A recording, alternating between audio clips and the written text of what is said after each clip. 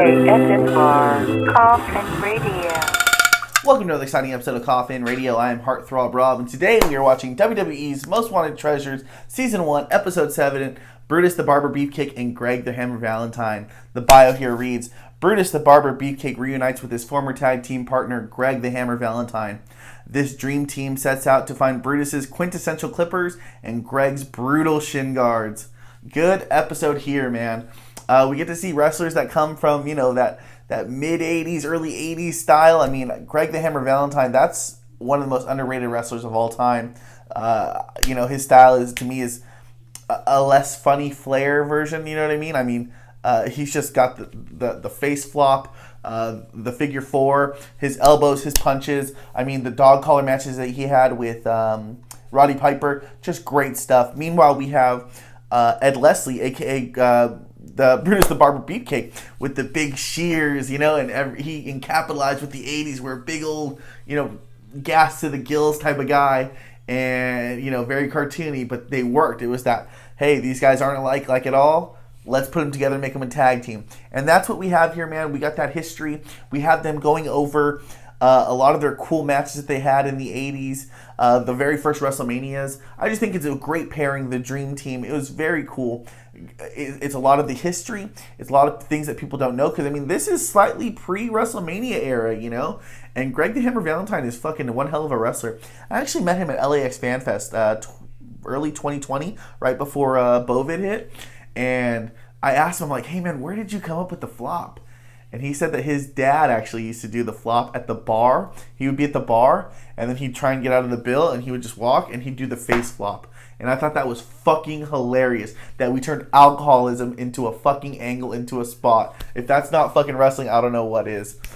But it's here in that they're trying to get a couple of things, they're trying to find on a couple of items from early on in their career. We get Greg's hammer robe, the black and white one, very reminiscent of Flair, God bless him, but it's, kind of that vibe. And it's fucking badass, dude. It's heavy as fuck. They say it's like 15 or 25 pounds, something like that, and it costs like 25 G's at the time to get. And they end up selling it, I think, for 15. They end up getting it. They also get his shin guard. I forgot about this too, and I'm a wrestling fan. I mean, obviously, I'm like a mid-'90s, late 90s kind of guy, and, this is like early 80s, 85, 87 type era, 83. But they do the shin guard. I forgot that they did that. He would do a figure four, and what he would do is he would get a baseball catcher's, fucking shin guard thing, and they would take off the top, take off the bottom, so it's just the shin, paint it all up, and dude, they would rock that with the figure four, kind of reminiscent of Owen with, the broken arm, or D'Lo with the chest protector. Just, great heel work here.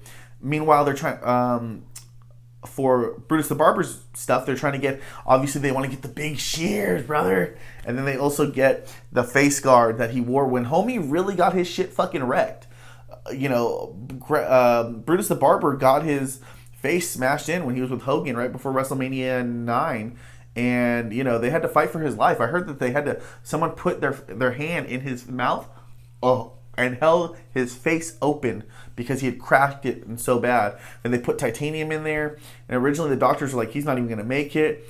And then if he does make it, he's going to fucking be fucked for his whole life. He's not going to be able to drive a car or nothing like that. Like, just craziness. Meanwhile, he came back stronger than ever, and he's able to pull it off. And people sleep on, Brutus like that. He was one of the first, I remember on the video games, he was one of the first characters I always chose. But they sleep on him because, first off, he had a character before the Barber, the Beefcake. Then he was the Beefcake, or, the Barber or whatever.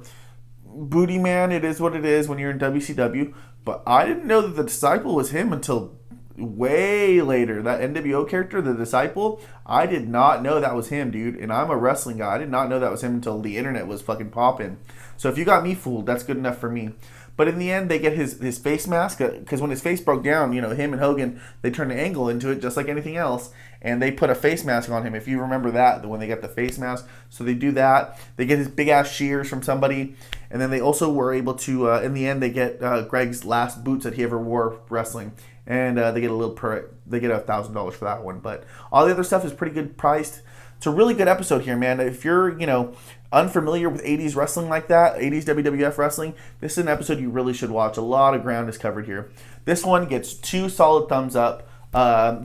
they're not on the level of Mankind or Undertaker or Kane or nothing like that. But this episode, just as good, just as well. And these guys are just as important to wrestling, to the 90s as those guys, to 80s as these guys. But that's my thoughts, man. 2 thumbs up. Let me know what you guys think about it. We'll talk about it in the comments. Make sure you like and subscribe. And if you like what you're watching, then hop in the coffin. Follow us on social media at Coffin Radio. Coffin is spelled with a K. And that's all for today. ASMR Coffin Radio.